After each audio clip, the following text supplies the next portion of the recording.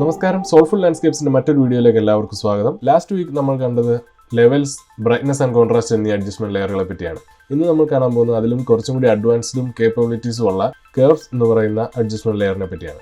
Curves explain ചെയ്യാൻ വേണ്ടി ഞാനൊരു ഫോട്ടോ ഇവിടെ ഓപ്പൺ ചെയ്ത് വെച്ചിട്ടുണ്ട്. അത് ഒരു സൺസെറ്റ് കഴിഞ്ഞ് ബ്ലൂ അവർ ടൈമിൽ എടുത്ത ഫോട്ടോയാണ്. അത് കാരണം അത് കുറച്ച് അണ്ടർ എക്സ്പോസ്ഡ് ആണ്, പിന്നെ കുറച്ച് ഫ്ലാറ്റ് ലുക്കാണ്, കുറച്ച് കോൺട്രാസ്റ്റി ആക്കാനുണ്ട് നമുക്ക്. അപ്പോൾ കർവ്സ് എന്ന് പറയുന്ന അഡ്ജസ്റ്റ്മെന്റ് ലെയറിനെ ഉപയോഗിച്ച് നമുക്ക് മാക്സിമം ഇതിനെ എന്തുമാത്രം ബെറ്റർ ആക്കാൻ പറ്റും എന്ന് കാണാം. അതിൻ്റെ കൂടെ കുറച്ച് ബേസിക്സും കാണാം. സോ കർവ്സ് എന്ന് പറയുന്ന അഡ്ജസ്റ്റ്മെന്റ് ലെയർ ഓപ്പൺ ചെയ്യാൻ വേണ്ടി ഈ ബ്ലാക്ക് ആൻഡ് വൈറ്റ് സർക്കിളിൽ ക്ലിക്ക് ചെയ്യുന്നു, കർവ്സ് സെലക്ട് ചെയ്യുന്നു. ഈ ബട്ടൺ നമ്മൾ കഴിഞ്ഞ വീഡിയോയിലൊക്കെ കണ്ടപോലെ തന്നെ നമ്മൾ ഹിസ്റ്റോഗ്രാം കുറച്ചും കൂടി ആക്യുറേറ്റ് ആയിട്ട് കാൽക്കുലേറ്റ് ചെയ്ത് തരാനുള്ളതാണ്. അതിൽ ക്ലിക്ക് ചെയ്യുന്നു. കർവ്സിൽ നമുക്ക് ഒറ്റ നോട്ടത്തിൽ തന്നെ മനസ്സിലാകുന്ന കാര്യമാണ് ഇതൊരു ഗ്രാഫാണെന്നുള്ളത്. ഒരു എക്സ് ആക്സിസും വൈ ആക്സിസും ഉള്ള ഒരു ഗ്രാഫാണ്. അതിൻ്റെ ഉള്ളിൽ നമ്മുടെ ഇമേജിന്റെ ഹിസ്റ്റോഗ്രാമും കാണിച്ചിട്ടുണ്ട്. അതിൽ എക്സ് ആക്സിസ് എന്ന് പറയുന്നത് ഇൻപുട്ടും വൈ ആക്സിസ് എന്ന് പറയുന്നത് ഔട്ട്പുട്ടുമാണ്. എക്സ് ആക്സിസിന്റെ സ്റ്റാർട്ടിങ്ങിൽ അത് ബ്ലാക്കും, അത് റൈറ്റ് സൈഡിലേക്ക് പോകും തോറും അത് വൈറ്റായി വരികയും ചെയ്യുന്നുണ്ട്. അതുപോലെ തന്നെ വൈ ആക്സിസും സ്റ്റാർട്ടിങ്ങിൽ ബ്ലാക്ക് ആയിരുന്നു, അത് മുകളിലേക്ക് പോകും തോറും വൈറ്റായി വരുന്നുണ്ട്. അതായത് അതിന്റെ ലെഫ്റ്റ് സൈഡിൽ 100% ഡാർക്ക് ആയിരുന്നത് റൈറ്റ് സൈഡിലേക്ക് പോകും തോറും ആ ഡാർക്ക്നെസിന്റെ പെർസെൻറ്റേജ് കുറഞ്ഞു വരുന്നുണ്ട്. പിന്നെ എക്സ് ആക്സിസിനെ ബേസ് ചെയ്ത് തന്നെയാണ് ഇതിൻ്റെ അകത്തെ ആ ഇമേജിന്റെ ഹിസ്റ്റോഗ്രാം വെച്ചിരിക്കുന്നത്. അതായത് രണ്ടിന്റെ റെഫറൻസ് പോയിന്റ് അപ്പോൾ എക്സ് ആക്സിസ് തന്നെയാണ്. അപ്പോൾ ഈ എക്സ് ആക്സിസിൽ ഇത്ര പെർസെൻറ്റേജ് ഡാർക്ക്നെസ് ഉള്ള ഒരു എക്സാമ്പിൾ ആയിട്ട് ഇപ്പോൾ ഇവിടെ ഒരു 80% ഡാർക്ക് ആയിട്ടുള്ള പോർഷൻ ആണെന്ന് കരുതുകയാണെങ്കിൽ അവിടെ ഇത്രയും പിക്സൽസ് ഉണ്ട് അതിൻ്റെ അകത്ത്. അല്ലെങ്കിൽ ഇപ്പോൾ 80 to 90 എന്ന് പറയുന്ന ആ ഒരു പോർഷനിലാണ് ഈ ഇമേജിലെ ഇത്രയും ഈ ഷെയ്ഡ് ചെയ്തിരിക്കുന്ന പോർഷനിൽ കാണിക്കുന്ന അത്രയും പിക്സൽസ് ആ ഒരു റേഞ്ച് ഓഫ് ഡാർക്ക്നെസ്സിലാണ് പെടുന്നത്. അതുപോലെ റൈറ്റ് സൈഡിലേക്ക് പോകും തോറും അവിടെ എന്തുമാത്രം പിക്സലുകൾ അത്രയും ഡാർക്ക് ആയിട്ടുള്ള പോർഷൻസിൽ ഉണ്ട് എന്ന് കാണാൻ പറ്റും. പ്യൂർ വൈറ്റ് ആയിട്ടുള്ള പോർഷനിൽ നമ്മളൊന്നും കാണുന്നില്ല. അതിന് മുമ്പ് തന്നെ തീർന്നു. നമുക്ക് ഈ ഇമേജ് നോക്കിയാലും മനസ്സിലാവും അത് വൈറ്റ് ആയിട്ട് ക്ലിപ്പായി പോയേക്കുന്ന, ഹൈലൈറ്റ്സ് ക്ലിപ്പായി പോയേക്കുന്ന പോർഷനുകളൊന്നും തന്നെ ഇല്ല. എക്സ് ആക്സിസിന്റെയും വൈ ആക്സിസിന്റെയും റേഞ്ച് എന്ന് പറയുന്നത് 0 to 255 ആണ്. അപ്പോൾ നമ്മൾ കർവ്സിന്റെ ഈ ഗ്രാഫ് ഇവിടെ ക്ലിക്ക് ചെയ്യുമ്പോൾ നമുക്ക് ഇവിടെ ഒരു പോയിന്റ് കിട്ടും. ആ പോയിന്റ് മുകളിലേക്ക് പൊക്കുമ്പോൾ, മുകളിലേക്ക് ലിഫ്റ്റ് ചെയ്യുമ്പോൾ നമ്മുടെ ഇമേജ് കൂടുതൽ ബ്രൈറ്റായി വരുന്നത് കാണാൻ പറ്റും. താഴേക്ക് പോകും തോറും അത് ഡാർക്കായി വരുന്നുണ്ട്. അപ്പോൾ 128 എന്ന് പറയുന്ന അതിന്റെ ഇൻപുട്ട് പോയിന്റിൽ 128 തന്നെയായിരുന്നു അതിന്റെ ഔട്ട്പുട്ടും. അതായത് ഈ ഗ്രാഫ് നോക്കുമ്പോൾ നമുക്ക് മനസ്സിലാവും മുകളിലേക്ക് പോകും തോറും ഇത് ബ്രൈറ്റായി വരും. അപ്പോൾ നമ്മുടെ 128 എന്ന് പറയുന്ന ഇൻപുട്ടിൽ ഡിഫോൾട്ട് ആയിട്ടുണ്ടായിരുന്ന 128 എന്ന് പറയുന്ന അതായത് ഒരു 50% ബ്രൈറ്റ് ആയിട്ടുണ്ടായിരുന്ന ആ ഇമേജിനെ നമ്മൾ മുകളിലേക്ക് പൊക്കുമ്പോൾ നമ്മളിപ്പോൾ ഇതിനെ 75% ബ്രൈറ്റ് ആക്കി. 50% ബ്രൈറ്റ് ആയിരുന്ന പിക്സലുകളെ നമ്മൾ മുകളിലേക്ക് പൊക്കിയപ്പോൾ 75% ബ്രൈറ്റ് ആയി. അതുപോലെ തന്നെ 50% ഡാർക്ക് ആയിരുന്ന പിക്സലുകളെ നമ്മൾ ഈ പോയിന്റ് താഴേക്ക് താത്തുമ്പോൾ അത് 75% ഡാർക്കായി, ഇമേജ് കൂടുതൽ ഡാർക്കായി മാറി. ഇതാണ് ഇതിന്റെ ബേസിക് ആയിട്ടുള്ള സംഭവം. നമ്മൾ ലെവൽസിൽ കണ്ട പോലെ തന്നെ ഇതിന്റെ ലെഫ്റ്റ് സൈഡ് ഡാർക്സും റൈറ്റ് സൈഡ് ബ്രൈറ്റ്സും അല്ലെങ്കിൽ ഹൈലൈറ്റ്സും നടുക്ക് മിഡ് ടോൺസും ആണ്. പക്ഷേ ലെവലുകളിൽ നിന്ന് വ്യത്യാസമായിട്ട് നമുക്ക് 3 അഡ്ജസ്റ്റ്മെന്റ് പിൻസിന് പകരം നമുക്ക് ഇവിടെ ഈ ഗ്രാഫിൽ ഏത് പോയിന്റിലും നമുക്ക് മാനിപ്പുലേഷൻ നടത്താൻ സാധിക്കും. അതായത് ഇപ്പോൾ ഇതിന്റെ താഴെ ഭാഗത്തായിട്ട് നമ്മളിപ്പോൾ ഒരു പോയിന്റ് ക്രിയേറ്റ് ചെയ്ത് നമ്മൾ അതിൽ എഡിറ്റ് ചെയ്യുമ്പോൾ അത് അതിന്റെ ഷാഡോസിൽ ആയിരിക്കും മാറ്റം വരുത്തുന്നത്. ഇനിയിപ്പോൾ അതിന്റെ ഹൈലൈറ്റ്സിൽ നമ്മൾ ഒരു മാറ്റം വരുത്താനാണെങ്കിൽ ആ ഹൈലൈറ്റ്സ് പോർഷനിൽ നമ്മൾ ക്ലിക്ക് ചെയ്ത് അതിനെ താഴേക്ക് താത്തുമ്പോൾ ഹൈലൈറ്റ്സിലെ ബ്രൈറ്റ്നസ് കുറഞ്ഞു വരുന്നതായിട്ട് നമുക്ക് കാണാം. ഇനിയിപ്പോൾ അത് മുകളിലേക്ക് നോക്കിയാൽ ബ്രൈറ്റ് ആയി പോകും. നമുക്ക് ഹൈലൈറ്റ്സിനെ വീണ്ടും കുറച്ച് ബ്രൈറ്റ്നസ് കുറയ്ക്കുവായ കാരണം ഞാൻ കുറച്ച് താഴേക്ക് കയറുന്നു. ഇങ്ങനെ മൾട്ടിപ്പിൾ പോയിന്റ്സ് ഇട്ട് കൊടുക്കാൻ പറ്റുന്ന കാരണം നമുക്ക് ഈ കർവ്സിനെ അത്യാവശ്യം നല്ല രീതിക്ക് തന്നെ കൺട്രോൾ ചെയ്യാൻ പറ്റും.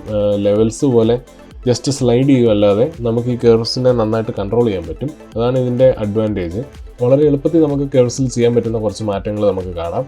അതായത് ഒന്ന്, നമ്മൾ ജസ്റ്റ് ഇപ്പോൾ ഈ ഇമേജിൻ്റെ ഫുൾ ബ്രൈറ്റ്നസ് ഒരു വ്യത്യാസം വരുത്തണമെന്നാണെങ്കിൽ ജസ്റ്റ് നടുക്ക് പിടിച്ച് നമ്മളിങ്ങനെ ലിഫ്റ്റ് ചെയ്യുമ്പോൾ ആ ഇമേജിൻ്റെ ബ്രൈറ്റ്നസ്സിൽ നല്ല വ്യത്യാസം വരും. പക്ഷേ ഇങ്ങനെ ചെയ്യുമ്പോൾ നമുക്ക് സംഭവിക്കുന്നത് എന്താണെന്ന് വെച്ചാൽ നമ്മുടെ ഇമേജിൻ്റെ കോൺട്രാസ്റ്റ് കുറഞ്ഞു പോകും. അല്ലെങ്കിൽ ഇത് താഴേക്ക് താത്തുവാണെന്നുണ്ടെങ്കിൽ നമ്മുടെ ഇമേജിൻ്റെ ബ്രൈറ്റ്നസ് കുറയ്ക്കാൻ സാധിക്കും. ഈ ഇമേജിൻ്റെ കോൺട്രാസ്റ്റ് കൂട്ടാൻ വേണ്ടി നമ്മൾ പൊതുവെ ചെയ്യുന്നതാണ് എസ് കർവ് എന്ന് പറയുന്ന ഒരു കർവ്. അതിന് ബ്രൈറ്റ് ആയിട്ടുള്ളവയെ കൂടുതൽ ബ്രൈറ്റ് ആക്കുകയും ഡാർക്ക് ആയിട്ടുള്ള ഭാഗങ്ങൾ കൂടുതൽ ഡാർക്ക് ആക്കുകയും ചെയ്യുന്നതാണ് എസ് കർവ്. പക്ഷേ ഈ ഇമേജ് ഓൾറെഡി ഡാർക്ക് ആയ കാരണം നമ്മുടെ ഡാർക്സിനെ കുറച്ചുകൂടി ഡാർക്ക് ആക്കുമ്പോൾ നമ്മുടെ കോൺട്രാസ്റ്റ് കൂടി, പക്ഷേ അതിന്റെ കൂടെ തന്നെ നമ്മുടെ ഇമേജ് കൂടുതൽ ബ്രൈറ്റ്നസ് കുറഞ്ഞു പോയി. അങ്ങനെ വരാതിരിക്കാൻ വേണ്ടി ഞാനിപ്പോൾ ചെയ്ത മാറ്റം ക്യാൻസൽ ചെയ്യുകയാണ്. അതിന് നമ്മൾ ഇവിടെ റീസെറ്റ് ഉണ്ട്. ഈ ബട്ടൺ നിൽക്കുമ്പോൾ റീസെറ്റ് ആകും ഇപ്പോൾ ചെയ്ത അഡ്ജസ്റ്റ്മെന്റ്സ്. സോ നമുക്കപ്പം വേണ്ടത്, നമുക്ക് ഡാർക്ക് ആയിട്ടുള്ള പോർഷനുകളെ കുറച്ചും കൂടി ബ്രൈറ്റ് ആക്കുകയും ബ്രൈറ്റ് ആയിട്ടുള്ള ഭാഗം കുറച്ച് ഡാർക്ക് ആക്കുകയാണ് ചെയ്യേണ്ടത്.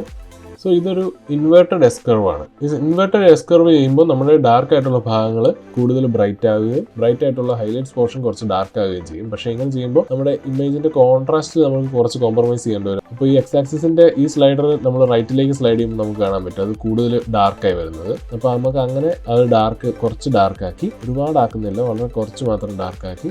പിന്നെ റൈറ്റ് സൈഡിലെ ബ്രൈറ്റ് ആയിട്ടുള്ള പിക്സലുകളെയും ഈ പോയിന്റർ നമ്മൾ റൈറ്റിലേക്ക് സ്ലൈഡ് ചെയ്യുവാണെങ്കിൽ ബ്രൈറ്റ് ആക്കാൻ സാധിക്കും. ഇപ്പോൾ നമ്മൾ എസ് കർവ് കണ്ടു, ഇൻവേർട്ടഡ് എസ് കർവ് കണ്ടു. പിന്നെ നമ്മൾ എല്ലാവരും കാണുന്ന ഒരു സംഭവമാണ് ഇൻസ്റ്റാഗ്രാമിലൊക്കെ ഫോട്ടോകളിൽ ഫെയ്ഡഡ് എഫക്റ്റ്. ഈ ഇമേജിൽ ഇപ്പോൾ ഒരു ഫെയ്ഡഡ് എഫക്റ്റ് കൊടുക്കണമെന്നുണ്ടെങ്കിൽ ഈ കോർണറിലുള്ള ഈ പിന്നിനെ നമ്മൾ കുറച്ച് മുകളിലേക്ക് വെക്കുമ്പോൾ നമ്മുടെ പ്യുവർ ഡാർക്ക് ആയിരുന്ന ഭാഗങ്ങൾക്ക് കുറച്ച് ഗ്രേയിഷ് എഫക്റ്റ് കിട്ടും.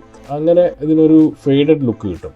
പിന്നെ ഇതിൽ മറ്റൊരു സംഭവം ഉള്ളത് എന്താണെന്ന് വെച്ചാൽ ഇവിടെ നമുക്കൊരു ഹാൻഡ് ടൂൾ ഉണ്ട്.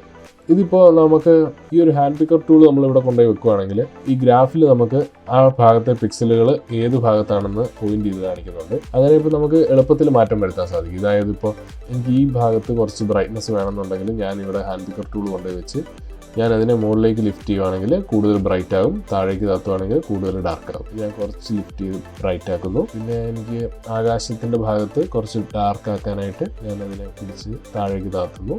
അപ്പോൾ അത് ഡാർക്കായി. പിന്നെ എനിക്ക് വേണ്ടത് ഈ മഞ്ഞുമലയുടെ ഭാഗത്ത് എനിക്ക് കുറച്ച് വൈറ്റ് ആയിരുന്നെങ്കിൽ കൊള്ളാമെന്നുണ്ടായിരുന്നു. വേറെ ഞാൻ അതിനെ പിടിച്ച് മുകളിലേക്ക് വെക്കുമ്പോൾ അത് വൈറ്റായി. ഇത്ര മതിയാവും. ലെവൽസ് നമ്മൾ കണ്ട പോലെ തന്നെ കർവ്സ് ഉപയോഗിച്ച് നമുക്ക് കളർ മാനിപ്പുലേഷൻ ചെയ്യാൻ പറ്റും. അതിനുവേണ്ടി നമ്മൾ RGB എന്നുള്ള ഈ പോർഷനിൽ ക്ലിക്ക് ചെയ്യുമ്പോൾ അവിടെയുള്ള റെഡ് ചാനലും ഗ്രീൻ ചാനലും ബ്ലൂ ചാനലും അവൈലബിൾ ആണ്. ലെവൽസും കർവ്സും ഒക്കെ ഉപയോഗിച്ച് നമുക്ക് കളർ മാനിപ്പുലേഷൻ ചെയ്യണമെന്നുണ്ടെങ്കിൽ നമുക്ക് ആ കളർ സ്പെക്ട്രം മനസ്സിലാകണം. അതിൽ റെഡിന്റെ ഓപ്പോസിറ്റ് ആണ് സയാൻ എന്ന് പറയുന്ന കളർ, ഗ്രീനിന്റെ ഓപ്പോസിറ്റ് ആണ് മജന്ത എന്ന് പറയുന്ന കളർ, ബ്ലൂവിന്റെ ഓപ്പോസിറ്റ് ആണ് യെല്ലോ. ഈ കളറുകളെ പറ്റി നമുക്ക് ഇങ്ങനെ മനസ്സിലാകുകയാണെന്നുണ്ടെങ്കിൽ, ഇത് ഓർത്തിരിക്കാൻ പറ്റുവാണെന്നുണ്ടെങ്കിൽ നമുക്ക് എളുപ്പത്തിൽ കളർ മാനിപ്പുലേഷൻ ചെയ്യാൻ പറ്റും. നമ്മൾ ഇപ്പോൾ റെഡ് ചാനൽ സെലക്ട് ചെയ്യുവാണെങ്കിൽ എനിക്ക് ആകാശത്തിന്റെ ഭാഗത്ത് കുറച്ചും കൂടി റെഡ് വേണമെന്നുണ്ടെങ്കിൽ നമ്മൾ ഈ ഹാൻഡ് പിക്കർ ടൂൾ വെച്ച് തന്നെ ഇവിടെ കൊണ്ടുപോയി ഞാൻ കുറച്ച് ലിഫ്റ്റ് ചെയ്യുവാണെങ്കിൽ എനിക്ക് അവിടെ കുറച്ച് റെഡ് വരും. ഓക്കെ, ഈ റോഡിന്റെ ഭാഗത്ത് നമ്മൾ റെഡ് ഇച്ചിരി കുറച്ച് നോക്കാൻ എന്ത് സംഭവിക്കുന്നത്. റെഡ് കുറയും തോറും സയാൻ എന്ന് പറയുന്ന കളർ കയറി വരും. ഇത് നമ്മൾ മുകളിലേക്ക് പോകുന്നതോറും റെഡ് എന്ന് പറയുന്ന കളർ കൂടി വരും. ഞാനപ്പോൾ ഇത് കുറച്ച് കുറയ്ക്കുകയാണ്. ഇനി നമുക്ക് ഈ ഒരു പുല്ലിൻ്റെയൊക്കെ ഭാഗത്ത് നമുക്ക് കുറച്ച് യെല്ലോ വരുത്താനായിട്ട് നമ്മൾ ഹാൻഡ് പിക്കർ ടൂൾ തന്നെ ഉപയോഗിച്ച് ഈ പുല്ലിൻ്റെ ഭാഗത്ത് കൊണ്ടുവരുന്നു. ഞാൻ ഇതിനെ കുറച്ച് താഴേക്ക് താത്തുമ്പോൾ അത് യെല്ലോ വരും. മുകളിലേക്ക് പോകുന്നതോറും ഈ ഇമേജ് കൂടുതൽ ബ്ലൂ ആയി വരും. ഈ മഞ്ഞുമലയുടെ ഭാഗത്ത് എനിക്ക് കുറച്ച് ബ്ലൂ ഉള്ളത് ഇഷ്ടപ്പെട്ടു. ആകാശത്ത് നമുക്ക് കുറച്ച് ബ്ലൂ വരുത്താം. ഈ ഇമേജിൽ മൊത്തത്തിൽ നമുക്കൊരു ഗ്രീൻ ടിൻറ്റ് ഫീൽ ചെയ്യുന്നുണ്ട്. അത് കാരണം നമുക്ക് ആ ഇമേജിൻ്റെ മൊത്തത്തിലുള്ള ഗ്രീനിൻ്റെ എഫക്റ്റ് ഇച്ചിരി കുറയ്ക്കാൻ വേണ്ടി ഞാൻ ജസ്റ്റ് കുറച്ച് താത്തുകയാണ്. സോ നമ്മുടെ കർവ്സ് എന്ന് പറയുന്ന ഒറ്റ ലെയർ ഉപയോഗിച്ച് നമുക്ക് എന്തുമാത്രം മാറ്റമെന്ന് കാണാനായിട്ട് ഞാൻ ഐബോൾ ബട്ടണിൽ നിന്ന് ക്ലിക്ക് ചെയ്യാണ്. ഈ ഒറ്റ ലെയർ വെച്ച് മാത്രം ഇത്രയും വ്യത്യാസമാണ്. നമ്മൾ ഈ അഡ്ജസ്റ്റ്മെൻറ്റ് ലെയറുകൾ ഉപയോഗിക്കുന്നതിൻ്റെ ഒരു ഗുണം എന്താണെന്ന് വെച്ചാൽ, ഞാനിപ്പോൾ ഈ ഇമേജിൻ്റെ ഈ ഷാഡോസ് എനിക്ക് കുറച്ചും കൂടി ലിഫ്റ്റ് ചെയ്യണമെന്നുണ്ടെങ്കിൽ എനിക്ക് ഒരു കർവ്സ് എന്ന് പറയുന്ന അഡ്ജസ്റ്റ്മെൻറ്റ് ലെയറും കൂടി എടുത്തിട്ട് അതിലെ ഷാഡോ വരുന്ന പോർഷൻസ്, അതായത് ഏകദേശം ഈ ഭാഗം ഞാൻ ഇത് ലിഫ്റ്റ് ചെയ്യുകയാണെന്നുണ്ടെങ്കിൽ എനിക്കിതിലെ ഷാഡോസ് കുറച്ച് ലിഫ്റ്റായി വരും. പക്ഷേ അന്നേരം നമ്മുടെ ഹൈലൈറ്റ്സ് വാഷ് ഔട്ടായി പോകാൻ തുടങ്ങും. ഞാനതിങ്ങനെ റിട്ടേൺ ചെയ്ത് വെക്കുന്നു. ബ്ലാക്ക് കുറച്ച് കൂട്ടുവാണ് ഒരു കോൺട്രാസ്റ്റ് കിട്ടാൻ വേണ്ടി. കുറച്ച് പച്ചപ്പ് കിട്ടാൻ വേണ്ടി ഞാൻ കുറച്ച് ഗ്രീനും കൂട്ടി. ഈ ഒരു പോർഷനിൽ കുറച്ച് യെല്ലോ വരുത്താൻ വേണ്ടി യെല്ലോ കുറച്ച് ഒന്ന് മാറ്റം വരുത്തുന്നു. അപ്പോൾ നമ്മൾ ഈ ഷാഡോസിൻ്റെ ഭാഗത്ത് കുറച്ച് യെല്ലോയും വരുത്തി കുറച്ച് ഗ്രീനും വരുത്തി. ഈ ഒരു മാറ്റം ഇപ്പോൾ വന്നിരിക്കുന്നത് ഈ ഫുൾ ഇമേജിലാണ്. പക്ഷേ എനിക്കത് ആ പുല്ലിൻ്റെ ഭാഗത്ത് മാത്രം മതിയെന്നുണ്ടെങ്കിൽ ഞാനിപ്പോൾ ഇതിൽ ഈ കാണുന്ന വെള്ള ചതുരത്തിൽ ക്ലിക്ക് ചെയ്യുമ്പോൾ ഇതിന് ലെയർ മാസ്ക് എന്നാണ് പറയുന്നത്. ഈ മാസ്ക് വെച്ചിട്ട് നമുക്ക് വേണ്ട ഭാഗം മാത്രം വിസിബിൾ ആക്കുകയും വേണ്ടാത്ത ഭാഗങ്ങൾ നമുക്കതിനെ ഒരു മാസ്ക് വെച്ച് കവർ ചെയ്യുകയും ചെയ്യാൻ പറ്റും. അപ്പോൾ മാസ്കിന്റെ ബേസിക് സംഭവം എന്താണെന്ന് വെച്ചാൽ അതിൽ വെള്ള ഭാഗങ്ങൾ വിസിബിൾ ആയിരിക്കും, കറുത്ത ഭാഗങ്ങൾ വിസിബിൾ അല്ലായിരിക്കും. നമ്മൾ രണ്ടാമത് ഉണ്ടാക്കിയ കർവ്സിലെ സ്കൈയും മൗണ്ടന്റെ ഭാഗവും എനിക്ക് മായ്ച്ചു കളയാൻ വേണ്ടി ഞാൻ ബ്രഷ് ടൂൾ എടുത്ത് ബ്ലാക്ക് കളർ സെലക്ട് ചെയ്ത് ഞാൻ ഇതിൻ്റെ ഹാർഡ്നെസ് ഏറ്റവും കുറച്ച് വെച്ച് ഇങ്ങനെ വരയ്ക്കുമ്പോൾ അപ്പോൾ ഈ പുല്ലിൻ്റെ ഭാഗത്ത് കുറച്ച് കയറിപ്പോയിട്ടുണ്ട്. അപ്പോൾ ആ കയറിപ്പോയ ഭാഗം മായ്ച്ച് കളയാൻ വേണ്ടി ഞാനിപ്പോൾ ഈ ബ്ലാക്ക് എന്നുള്ള കളർ മാറ്റി വൈറ്റ് ആക്കുകയാണ്. ഇപ്പോൾ ഇത് നേരെ ഇൻവേർട്ട് ചെയ്യാൻ വേണ്ടി എക്സ് എന്നുള്ള കീ ഞെക്കുമ്പോൾ ബ്ലാക്ക് ആയിരുന്നത് വൈറ്റ് ആവും. ബ്രഷിൻ്റെ സൈസ് കുറച്ച് കൂട്ടി ഈ സ്ക്വയർ ബ്രാക്കറ്റ് ക്ലോസ് എന്നുള്ള കീ ഞെക്കുമ്പോൾ ബ്രഷിൻ്റെ സൈസ് കൂടി വരും. സോ നമ്മൾ വൈറ്റ് കളർ ബ്രഷ് വെച്ച് പെയിൻറ്റ് ചെയ്ത ഭാഗത്തെ ലെയറിൻ്റെ മാറ്റങ്ങൾ വിസിബിളാണ്.